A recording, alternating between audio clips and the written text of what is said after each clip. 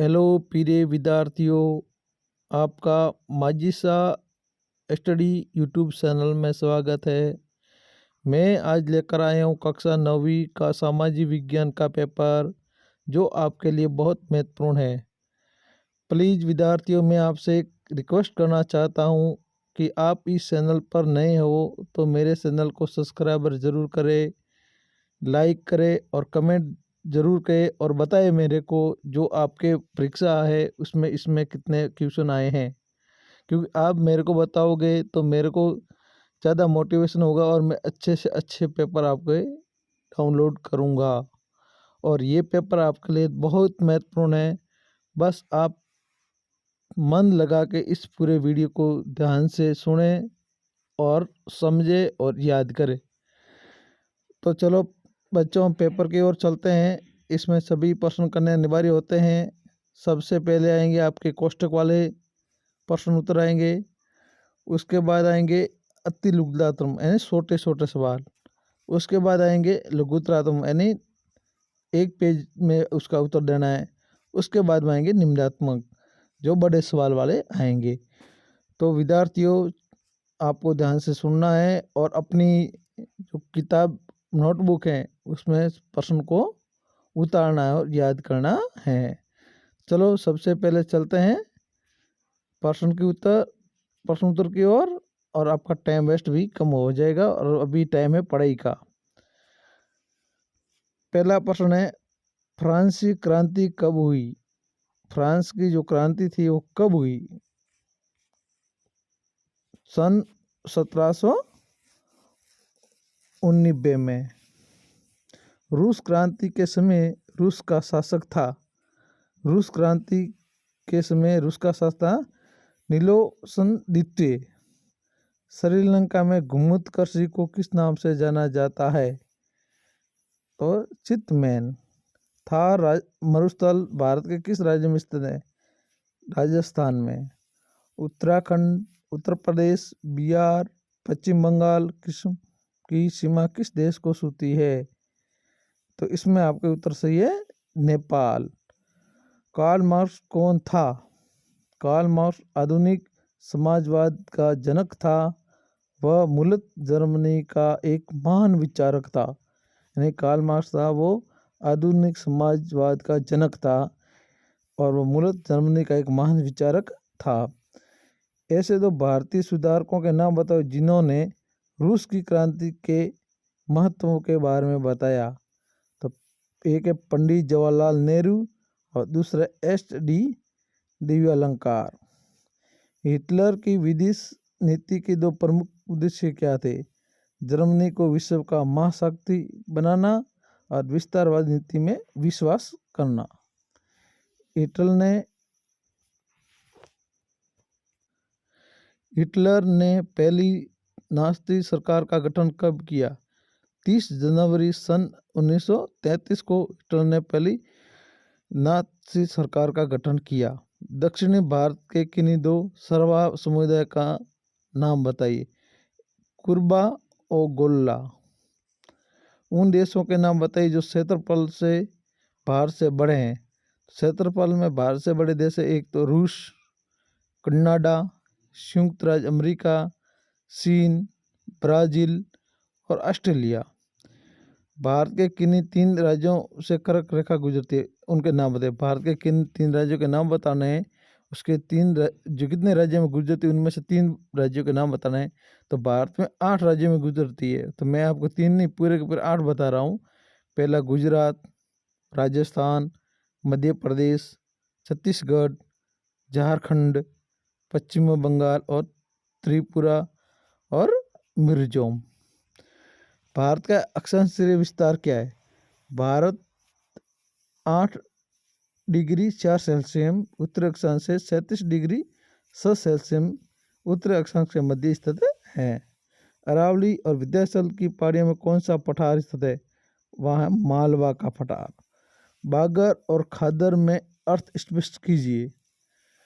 बागर और खादर में क्या क्या अंतर है? मैदान है उसमें क्या अंतर है? उत्तरी मैदान के पुराने जलोढ़ को बागर कहते हैं। ये नदियों के बाढ़ वाले मैदान के ऊपर स्थित है और यहाँ बाढ़ का पानी नहीं पहुँच पाता है।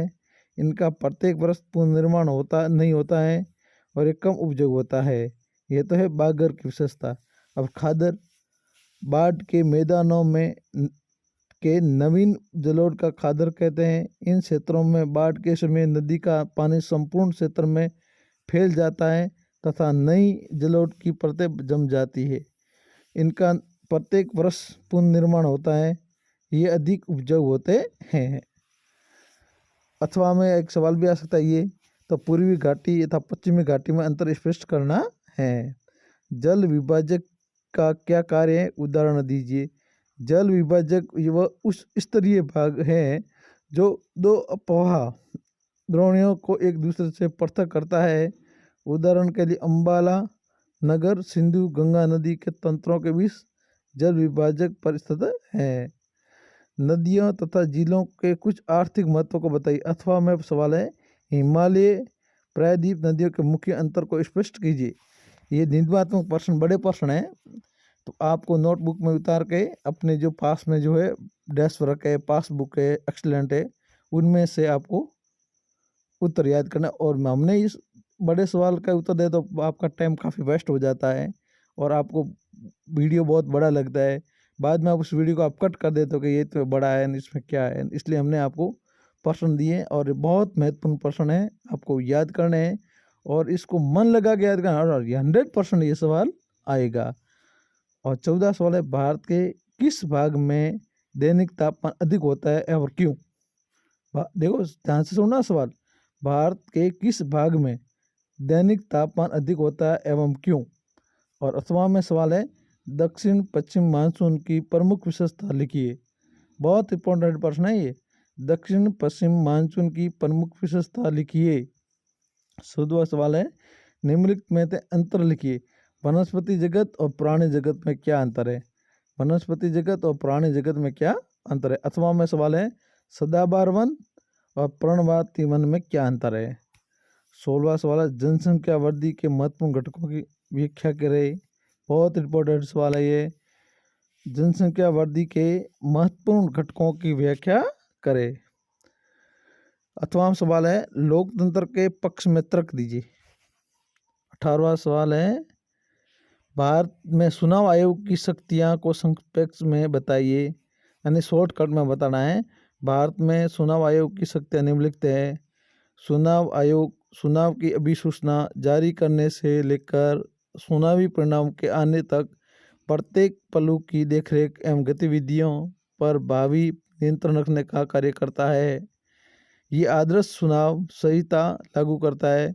इसका उल्लंघन करने वाले उम्मीदवार और पार्टियों को सजा भी देता है। चुनाव के दौरान चुनाव आयोग सरकार को कुछ दिशा निर्देश का पालन करने का आदेश दे सकता है। इसमें सरकार द्वारा चुनाव जीतने के लिए चुनाव में सरकारी मशीनरी का दुरुपयोग रोकना एवं अधिकारियों का स्थानांतरण करना भी सम्मिलित है। चुनाव कार्य हेतु लगाए गए अधिकारी एवं चुनाव कर्मचारियों पर सरकार का नियंत्रण न होकर चुनाव आयोग का नियंत्रण होता है। 19वां सवाल है, फ्रांस में क्रांति की शुरुआत किन किन परिस्थितियों में हुई। बहुत इंपॉर्टेंट सवाल है ये, ध्यान से सुनना। फ्रांस में क्रांति की शुरुआत किन परिस्थितियों में हुई। 20वां है, रूस के सामाजिक आर्थिक और राजनीतिक हालत सन 1905 से पहले कैसे थे। एक बार और सुन लीजिए। 20वां सवाल है ये, रूस के सामाजिक आर्थिक राजनीतिक हालत सन 1905 ईस्वी में से पहले कैसे थे। 21वां सवाल है, वाइमर गणराज्य के सामने क्या समस्या थी। तो प्रिय विद्यार्थियों, ये प्रश्न बहुत बहुत इम्पोर्टेंट आए आपके अब की बार पेपर में और इनको आप रट लेना। जितना ज़्यादा याद करोगे इनमें से 100% सवाल आएंगे। और ना आए तो मेरे को कमेंट में लिख कर देना कि सर आपने पेपर भेजा था और इसमें सवाल क्यों नहीं आए। और आए तो मेरे को ज़रूर बताना, क्योंकि मेरे को वो मोटिवेशन मिलेगा और मैं ज़्यादा से ज़्यादा अच्छे सवाल भेजूँगा और वीडियो बना के आपको पास भेजूँगा। और मेरे को कमेंट में नहीं बताओगे तो मेरे को पता नहीं चलेगा कितने सवाल आए कितने नहीं आए, क्या आया क्या नहीं आया। तो इसलिए प्रिय विद्यार्थियों, आप कमेंट ज़रूर करें और इस सवालों को याद करें और 100% इसमें से ही सवाल आएंगे और आप इसको परफेक्ट याद करना और उत्तर बताना और कॉपी में अच्छी राइटिंग से लिखना और आपके पूरे में से पूरे मार्क्स आएंगे। मेरा आप ये उद्देश्य नहीं कि यूट्यूब पे ज़्यादा से ज़्यादा पैसा कमाएं, सब्सक्राइबर बढ़े, वो कुछ नहीं है। मैं तो बस आपको अच्छे नंबर आए, यही मेरी अभिलाषा है। आप अच्छे प्रश्नों से पास हो जाओ और आपके नंबर अच्छा आए, अंक अच्छा आए, आपका भविष्य सुधरे। धन्यवाद।